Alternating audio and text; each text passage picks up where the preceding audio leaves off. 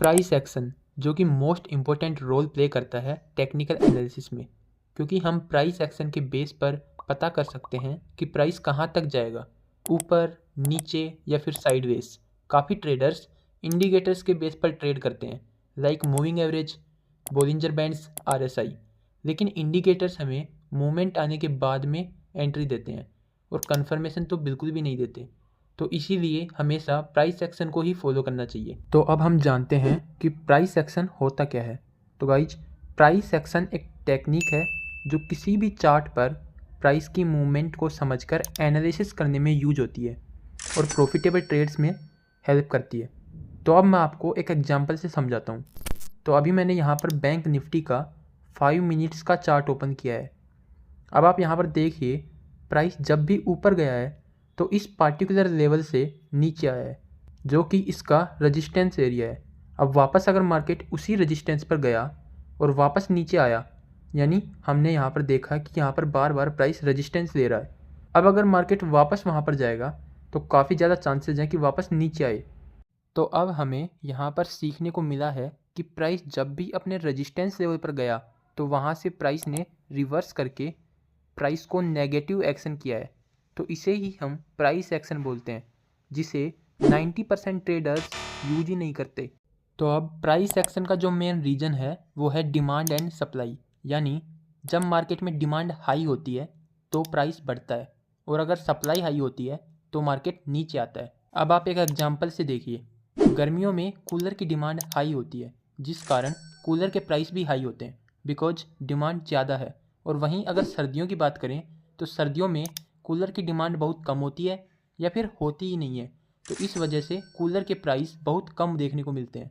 लेकिन सप्लाई उतनी ही है, सप्लाई ज़्यादा होने की वजह से मार्केट में हमें गिरावट देखने को मिलती है। सो आई होप आपको यहाँ तक समझ में आया होगा। तो गाइज, आपको प्राइस सेक्शन को सीखने के लिए कुछ एलिमेंट्स के बारे में जानना पड़ेगा। तो अब हम बात करते हैं एलिमेंट्स ऑफ प्राइस सेक्शन। सो सबसे पहला एलिमेंट है सपोर्ट एंड रेजिस्टेंस। तो सपोर्ट लेवल का मतलब होता है कि जब जब प्राइस नीचे आता है और रिवर्स करता है तो उस एरिया को सपोर्ट एरिया कहते हैं। और इसी के अपोजिट जब मार्केट बार बार ऊपर जाता है और जहाँ से रिवर्स होता है तो उस एरिया को रेजिस्टेंस लेवल बोलते हैं। तो गाइज, अगर आप सपोर्ट एंड रेजिस्टेंस के बारे में ज़्यादा नॉलेज लेना चाहते हैं तो मैंने इसके ऊपर एक डिटेल्ड वीडियो बना रखी है, आपको डिस्क्रिप्शन में लिंक दे दूँगा, आप वहाँ से इस वीडियो को देख सकते हैं, जिसमें मैंने सपोर्ट एंड रेजिस्टेंस के बारे में कंप्लीट डिटेल से बताया है।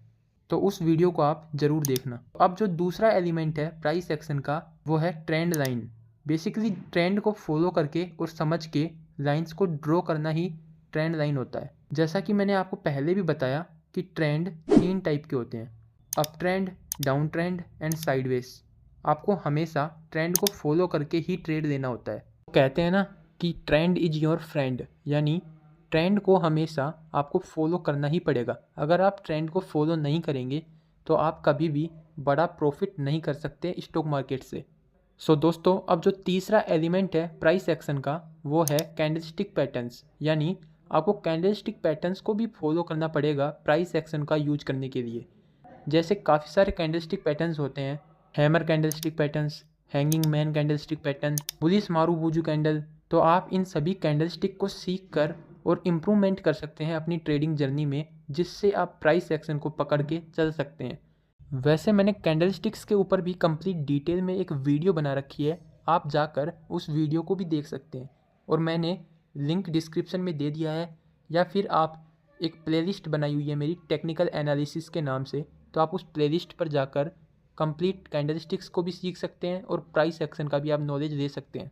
सो आज की वीडियो में बस इतना ही, बाकी मिलते हैं एक और नए वीडियो के साथ।